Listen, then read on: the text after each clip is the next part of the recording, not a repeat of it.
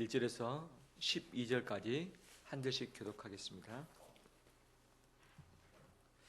이스라엘 자손이 자기들의 성읍에 거주하였더니 일곱째 달에 이르러 모든 백성이 일제히 수문 앞 광장에 모여 학사에스라에게 여호와께서 이스라엘에게 명령하신 모세의 율법책을 가져오기를 청하매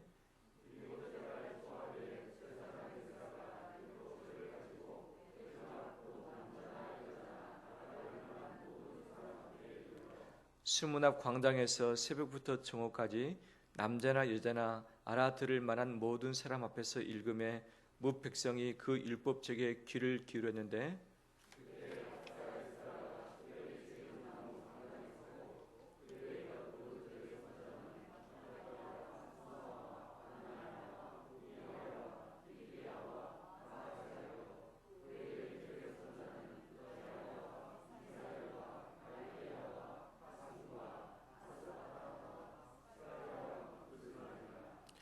에스라 모든 백성 위에 서서 그들 목전에 책을 펴니 책을 펼 때에 모든 백성이 일어서니라.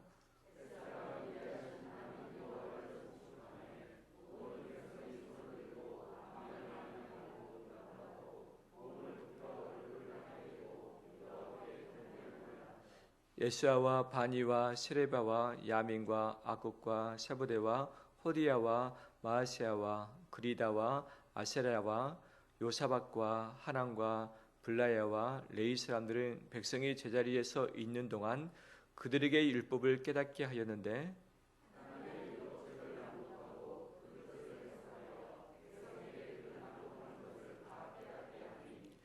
백성이 율법의 말씀을 듣고 다 우는지라. 총독 느헤미야와 제사장 겸 학사 에스라와 백성을 가르치는 레위 사람들이 모든 백성에게 이르기를 오늘은 너희 하나님 여호와의 성일이니 슬퍼하지 말며 울지 말라 하고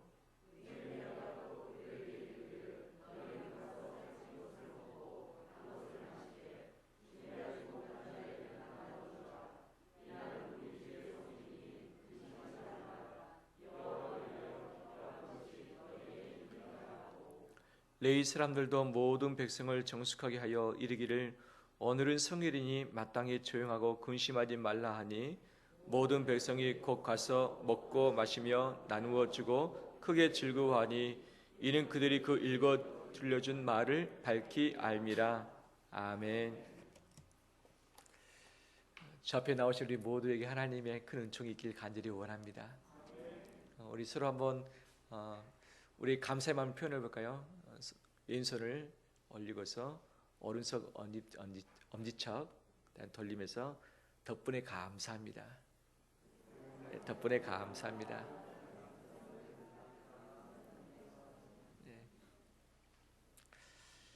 항상 재난 문자가 오면 주의하세요. 금합니다. 금합니다. 확진자의 동선 이것들만 왔었는데 지난주에는 문자 내용이 좀 달라졌더라고요. 국민들 덕분에 일선에서 수고하신 분들 덕분에 이르게 되었습니다. 감사합니다. 앞으로 함께 더 힘씁시다. 이 문자를 보는가 동시에 이 문자의 내용 분위기가 많이 달라졌구나 라고 하는 것을 느꼈습니다. 우리가 한 달 전, 두 달 전보다도 좀 더 자연스럽게 우리의 일상의 삶으로 돌아올 수 있게 된 것이 하나님의 은혜이며 또 일선에서 수고하며 고생하며 앞장서서 헌신했던 분들의 노고인 줄 믿습니다. 또한 우리나라가 이 일로 말미암아 도움을 입기보다는 다른 나라를 또 우리 6.25 때 우리를 도왔던 참전 그 국가를 대상으로 도울 수 있는 것이 얼마나 큰 감사인가요? 이 모든 것에 있어서 서로를 위로하고 감사하면서 격려하는 우리 되길 간절히 원합니다. 불교계 또는 천주교 또는 기독교계가 거의 모든 곳들이 오늘부터 다 정상적으로 현장에서 모임을 갖게 되어지고 또 일부 교회는 다음 주부터 현장 예배로 다 전환을 한다라는 소식을 들었습니다. 바로 이런 때에 새로운 마음으로 새 출발을 해야 될 텐데 어떻게 해야 될 것인가가 고민되지 않을 수 없습니다.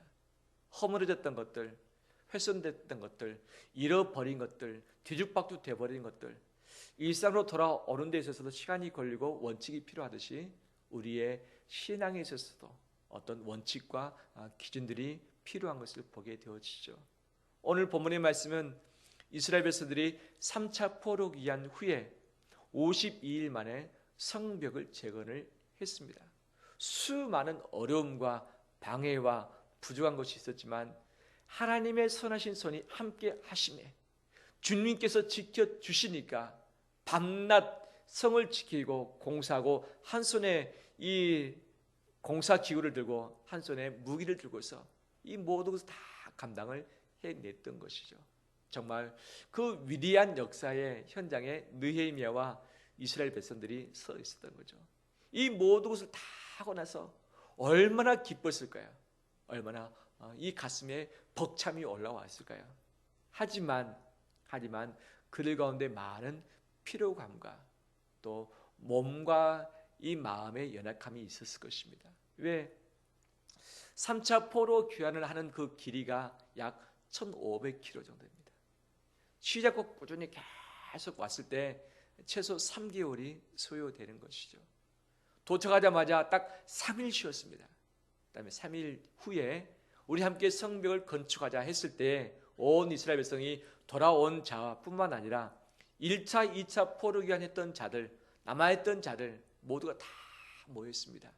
그 다음에 자기가 원했던 곳 또 맡겨진 부분 성벽을 건축하고 성문을 달고 다시 모든 것 다 수리를 했던 거죠. 이것이 52일 만에 기적적으로 다 완결되었던 거죠. 마음은 기쁘지만 몸이 상당히 지쳤을 것입니다. 3개월 동안 그 광야의 길을 걸어왔으니 52일 약 2달 동안 밤낮 쉬지 못하고 공사를 했으니 이 주변에 시퍼런 눈을 뜨고서 죽이려고 했었던 이 반대 대적자들이 있었기 때문에 늘 긴장 가운데 있어야 됐었던 바로 이스라엘 백성들, 아마 심신이 다 탈진된 것이 많았을 것이다 라고 보여집니다. 이들이 공사를 마무리했을 때가 어디냐? 6월 25일자였습니다. 6월 25일자. 그들에게 있어서 6월달은 마지막 금음달입니다. 그들은 7월달이 우리의 구중하고 똑같죠. 7월 1일자가 나팔절이라 해서 새해의 시작을 알리는 그런 날이기도 합니다. 근데 새해가 되기 전 5일 전에 모든 공사를 다 마무리했습니다. 그 다음에 5일 동안 쉬었습니다. 그런데 7월 1일자 되는 날 이스라엘 백성들이 새벽부터 다 모이기 시작했습니다. 예루살렘 성벽, 그들이 그토록 목숨 걸고 세웠던 그 성벽 안에 모였습니다. 수문 앞에 있는 그 광장에 다 모였습니다. 몇 시에 모이느냐? 새벽이라고 하고 있는데 추정하기로는 새벽 6시로 해석을 하고 있습니다. 새벽 6시에 이스라엘 모든 백성이 다 모여들었다. 그들이 왜 모였을까? 5일 동안 쉬긴 했지만 더 쉬어야 되는 것이 마땅하지 않습니까? 돌아왔는데 자기 집이 없어요. 아마 이 텐트 생활을 하지 않았었는가 예상할 수 있죠. 이제는 계속 텐트에서는 살 수는 없습니다. 자기 집을 지어야지만 안정적으로 살 수 있기 때문에 자기 집을 지어야 됩니다. 근데 와서 이 2달 동안 아무 일도 못하고 수입이 없이 했고 가진 것들도 다 헌신해서 성벽 재건하는데 투자를 했기 때문에 이제 먹고 살 길이 망망할 수밖에 없습니다. 자기의 이 직장의 현장을 찾아야 되고 그 다음에 돈 벌 수 있는 그곳으로 나가야 되는 그런 실정 가운데 있습니다. 본인 혼자뿐만 아니라 처자식과 가족들이 있었기 때문에 먹여 살리려면 당장 일을 해야 되는 그런 상황입니다. 또한 1차, 2차 포로 귀환했던 자들이 있었는데 백성들이 많이 흐트러졌습니다. 3차 포로 귀환을 했는데 그들은 아직 적도 없습니다. 이 근거지가 없는 거죠. 그러니까 그들이 어디에 살 것인지, 어떤 법칙과 법률 기준 앞에 살 것인지, 그들의 조직은 어떻게 정비할 것인지, 이 모든 행정적인 준비들이 분명히 필요할 때였었습니다. 그렇기 때문에 그들이 새벽같이 모여서 뭔가를 한다는 것은 현실적으로 쉽지 않은 상황이었던 거죠. 그런데 왜 그들이 7월 1일자 나팔절 새벽부터 모든 백성이 수문앞 광장에 모였을까? 그 이유가 있다는 거죠. 뭐냐? 새로운 출발을 하기 위해서 성벽 공사는 마무리했습니다. 이제 출발하면 됩니다. 하지만 출발함에 있어서 뭔가가 부족한 것이 있었다는 것을 그들은 느꼈던 거죠. 출발함에 있어서 아쉬운 뭐가 있었다는 거죠. 아쉬운 뭐가 있었다. 그것이 무엇일까? 우리의 삶과 빗대어서 다시 한번 우리가 재출발함에 있어서 우리가 무엇을 붙들고 무엇을 염두해야 되는지 말씀을 통해서 다시 한번 우리의 삶을 세워가는 우리 되길 원합니다. 그들의 첫 번째 과제는 성벽 재건이었습니다. 하지만 성벽 재건으로 모든 것이 마무리된 것이 아니라 그들의 두 번째 사명 무엇이었느냐? 따라서 합니다. 신앙 재건. 신앙 재건. 이것을 하고 나서 일상의 삶을 시작하기로 마음을 먹었던 거죠. 그들이 누가 모여라 해서 모였던 것이 아니었습니다. 자발적으로 모여들었습니다. 그때 당시 총독 역할을 했던 느헤미야, 제사장 겸 학사였던 어떻게 영적 지도자였던 에스라가 우리 모읍시다, 우리 모입시다 하지 않고 이스라엘 백성이 자발적으로 다 모였던 거죠. 그들이 요청한 것은 딱 한 가지였습니다.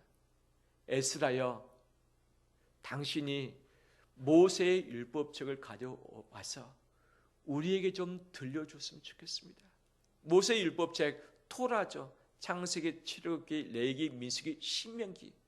이 말씀의 어떤 부분인지는 모르겠지만 그 토라를 가져와서 우리에게 좀 들려주세요. 왜? 그들에게는 성경이 없었습니다. 당신은 이 양피지에 기록을 해서 양피를 둘둘 말아서 가지고 있었던 두루마리는 있었던 거죠. 하지만 이것들을 개인적으로 가질 만한 그런 이 성경책도 없었고 이것이 막대한 큰 재산이었기 때문에 뭐 집 한 채, 집 두 채 값 정도 됐기 때문에 일반 백성들은 갖기 쉽지 않았던 거죠. 그런데 서기관이었고 제사장이었고 학사였던 에스라, 그가 보관을 하고 있었던 것이 있었습니다. 이스라엘 백성들은 그 하나님의 말씀을 듣고 싶었던 거죠. 그래서 새벽 6시부터 몇 시까지? 정오 12시까지. 몇 시간입니까? 6시간 동안 함께 모여서 그 말씀을 다 들었던 거죠. 에스라가 드디어 율법책을 가지고 왔습니다. 나무 강단으로 된 곳에 섰습니다. 그리고 두루마리 이것을 풀어서 폈습니다. 펼 때에 온 이스라엘 백성들이 다 자리에서 일어났습니다. 왜? 하나님의 말씀을 듣기에 허툴게 들을 수 없기 때문에, 그냥 편하게 들을 수 없기 때문에 경건한 마음으로, 사모하는 마음으로, 하나님을 두려워하는 마음으로 그 말씀에 다 섰던 거죠. 이 말씀을 들려주기 전에 먼저 에스라가 하나님을 찬양합니다. 하나님의 높으심과 그분의 선하심과 그분의 위대하심.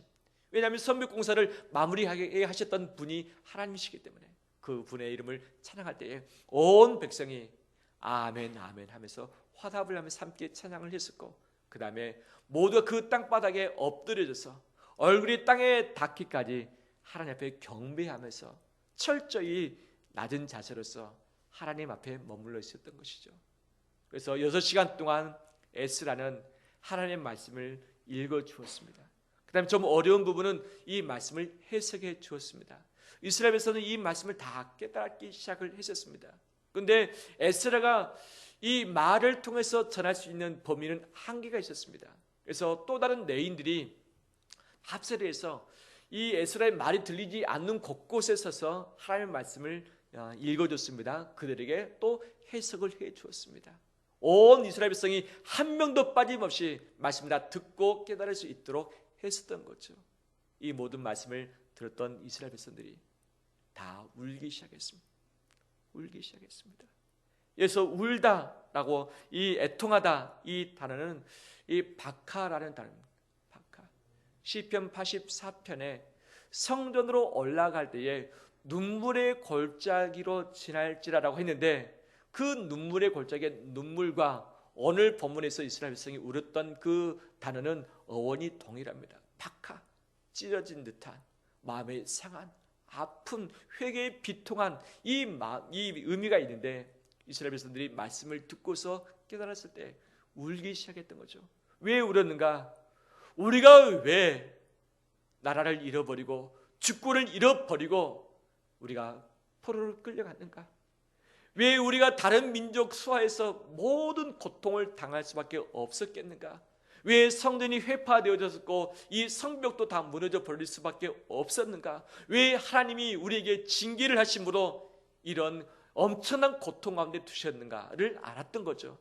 말씀을 듣고서 체크해 보니까 이 말씀 앞에 허물이 많고 이 말씀의 기준에 못 미치고 하나님께서 원하시는 사람들이 있었는데 이 사람들로 살아내지 못했기 때문에 하나님의 진노 가운데 머물 수밖에 없었다는 것을 그들은 깨닫기 시작했던 거죠. 그래서 이 말씀 앞에 그들은 울면서 회개할 수밖에 없었습니다. 모두가 다 울고 있을 바로 그때에 느헤미야와 에스라, 레위인들이 말합니다. 오늘은 여호와의 성일 아니냐? 오늘은 7월 1일 나팔절 아니냐? 이 나팔절로 모이는 이유는 함께 기뻐하면서 새로운 출발을 하기 위함인데 말씀을 듣고 우는 것은 우리의 회개로서 필요하지만 이 우는 것으로 그치지 않았으면 좋겠다. 우리가 여호와로 말미암아 기뻐하는 것이 우리의 힘 아니냐? 이제 여호와로 인해서 기뻐하자, 즐거워하자. 이 6시간 동안 아무것도 먹지 못하고 있었는데 이 싸운 도시락들 있지 않느냐? 먹을 거 있지 않느냐? 혹시 못 가져온 분 있으면 서로 나눠가지고 서로 같이 먹자. 그래서 그때 이 가져왔던 음식을 다 나눠서 함께 먹고 마시면서 크게 즐거워했다. 이것이 오늘 본문의 말씀입니다. 할렐루야. 이것이 이스라엘 백성들의 재출발이었던 것이죠. 몇 가지 큰 특징이 있습니다. 뭐냐? 이것은 저는 마라톤으로 비유를 하고 싶습니다. 마라톤.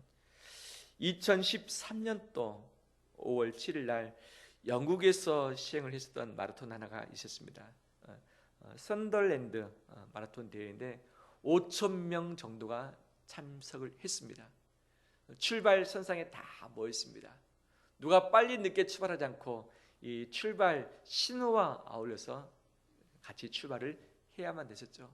혼자가 아니었습니다. 수많은 참석자들이 함께 모였던 거죠.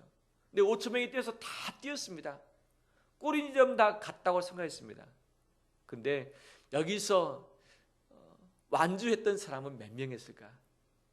단 한 명이었습니다. 가장 먼저 앞장서서 뛰었던 한 명만 완주를 했습니다. 이 마크 후드라는 이 사람만 들어갔죠. 나머지는 어떻게 됐는가? 2등도 없습니다. 3등도 없습니다. 모든 사람 다 실격 처리되고 말았습니다. 왜 실격 처리됐는가?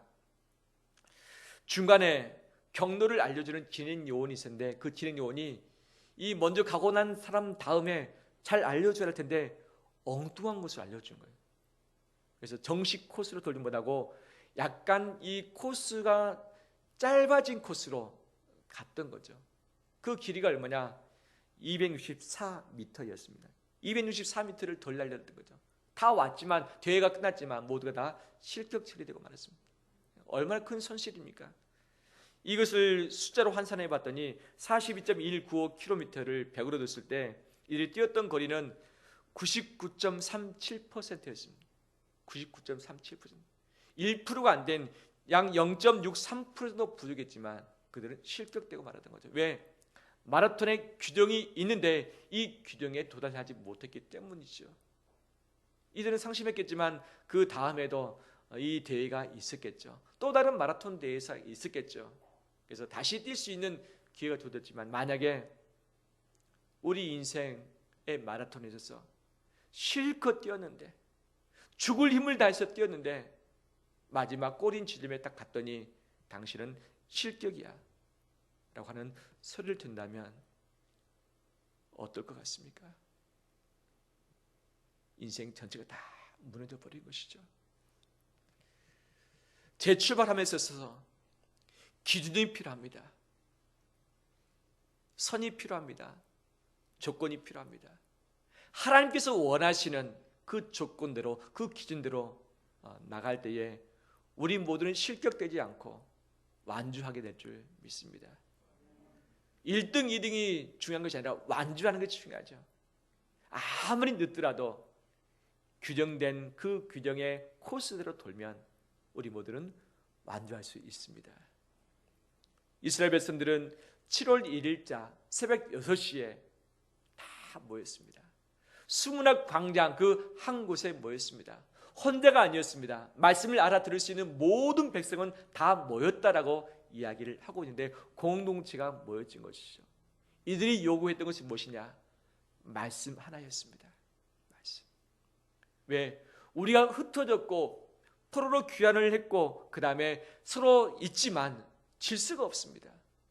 분명한 질서가 필요하고 기준이 필요하고 우리의 현 주소를 알아야 할 텐데 현 주소를 알 길이 없는 거예요. 그들의 열정은 컸습니다. 하지만 그들의 영적인 현 주소, 그들의 삶에 있어서의 그 위치를 파악하는 것이 필요했던 것이죠. 이것을 알게 하는 것이 무엇이었다? 하나님의 말씀이었다. 이 말씀에 비춰서 내가 이 부분이 모자랐구나, 이 부분이 부족했구나, 이 부분이 미흡했구나 라고 하면서 다시 그 말씀의 선 앞에 그 자신들을 끌어다 넣는 것이 회개의 눈물이었던 것이죠. 인생의 재출발의 기준점은 하나님의 말씀입니다.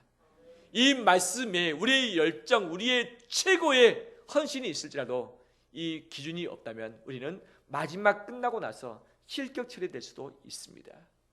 우리 모든 기준선, 우리 돌이킴의 모든 출발선상은 하나님의 말씀밖에 없는 줄 믿습니다. 할렐루야.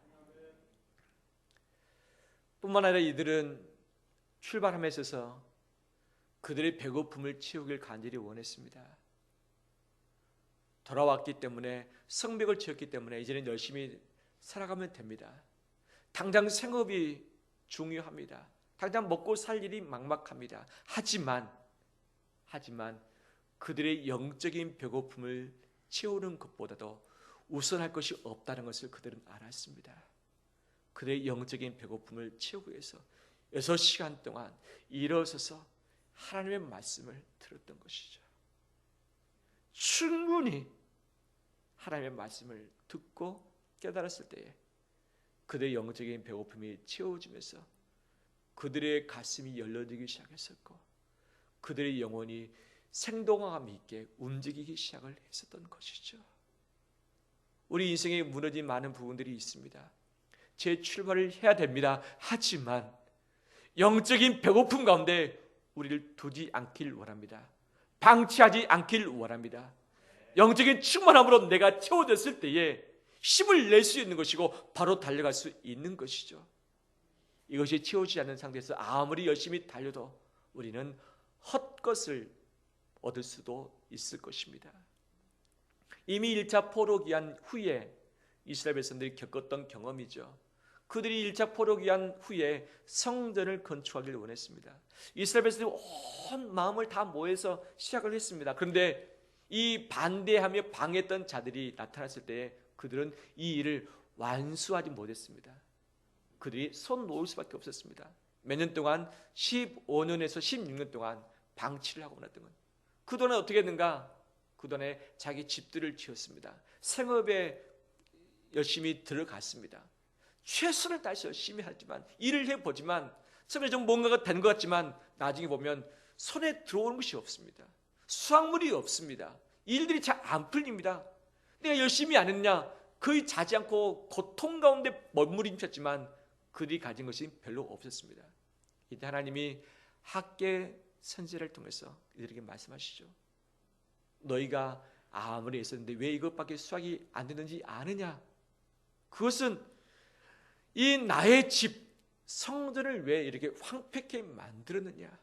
너희 집은 편벽하게 잘 준비됐고 열심히 하는데 왜 내 집은 이 모양 이 꼴이냐? 너희가 나와의 관계가 확립되고 나로부터 말미암아 충돌되지 않은 상태에서 아무리 열심히 해봐라 너희들이 얻는 것이 없을 것이다. 너희가 다시금 이 성전 지어야 되지 않겠느냐? 나와의 관계 다시 확립해야 되지 않겠느냐? 나의 충만한 내 말씀으로 너희가 먹어야 되지 않느냐? 라고 말씀을 하셨던 것이죠. 이에 감동을 받았던 이스라엘 백성들이 다시 다 모였습니다. 다시 성전 지들을 쌓기 시작했습니다. 이때 하나님의 말씀이 학계 선지자를 통해서 나타내 주셨습니다. 성전 지들을 쌓기 시작한 날부터 내가 너에게 복을 내리지 않는가? 너희가 시험해 보라. 바로 성전 지대가 쌓기 시작하는 그 날부터 하나님이 다시 이스라엘 백성들에게 복을 허락하셨다는 사실인 것이죠. 이리 성벽은 다 준비됐지만, 열심을 내서 살아갈 수 있지만, 하나님 아버지 앞에서 그들의 배고픔을 체험받고 하나님 아버지 앞에서 그 임재 가운데 머물러 있지 않는다면 앞으로의 삶 역시 흐트러질 수밖에 없다는 것을 알았기 때문에, 그리고 그 무엇보다도 하나님 아버지 앞에서 그들의 심령을 충만하게 채우길 간절히 원했던 것이죠. 이러한 사모함이 이스라엘 백성들 가운데 있었습니다. 자원에서 자발적으로 하나님 앞에 나오기 시작했습니다. 말씀을 요청했습니다. 6시간 동안 일어서서 이 말씀을 들었습니다. 말씀을 충분히 체험을 받았습니다. 이때 하나님께서 이스라엘 백성들에게 부흥을 허락하셨습니다. 부흥을 허락하셨습니다. 성경에 보면 3대 부흥이 있습니다. 사무엘을 중심으로 한 미스바 회개 기도에 이스라엘 백성들이 너무 힘들었습니다. 하나님이 돌이키길 원했습니다. 사무엘이 말했습니다. 미스바로 모였습니다. 회개했습니다. 기도했습니다. 금식했습니다. 하나님의 큰 부흥의 역사를 미스바 현장 가운데 허락을 해 주셨습니다. 이스라엘 백성들이 이 바로 수문학 광장에서 모였을 때 부흥을 허락하신 것. 그럼 세 번째, 예수님의 제자들이 성령님을 사모해서 마가의 다락방에서 120명이 모여서 간절히 어려지 기도했을 때 하나님이 이들에게 부흥을 허락을 하셨습니다. 부흥이 허락되고 나니까 그들의 삶이 활력이 있었습니다. 살아나게 됐습니다. 그 다음에 더 힘있게 무장됐습니다. 새로운 인생의 삶을 출발하게 되었습니다. 이런 부흥의 역사가 2020년 4월 29일을 맞이하는 온 성도들에게 임하길 간절히 원합니다. 하나님은 하나님 앞에 서 있는 자, 홀로가 아니라 함께 모여진 자, 말씀을 삼하고서 말씀의 기준을 빗대서 자기 삶을 돌이키면서 회개함으로 엎드리는 자에게 부흥을 허락하지 않은 적이 한 번도 없습니다. 한 번도 없습니다.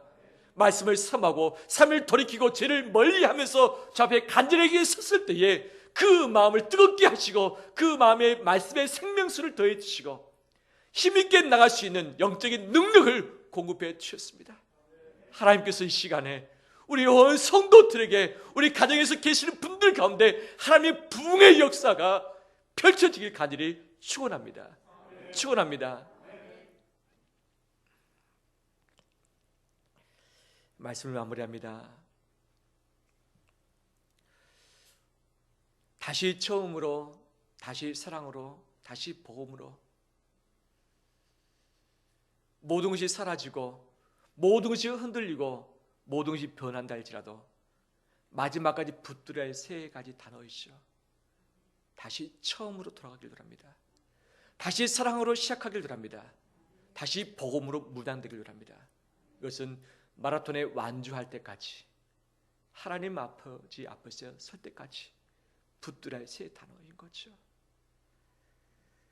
다시 처음으로의 의미, 하나님 앞으로입니다. 하나님 앞으로. 내가 해야 될 일들 많이 있고 감당할 부분들이 산더미처럼 쌓였습니다. 하지만 모든 출발선은 하나님 앞에서입니다. 하나님 앞에서 출발하는 우리 되기를 원합니다. 두 번째, 모든 기준은 말씀입니다.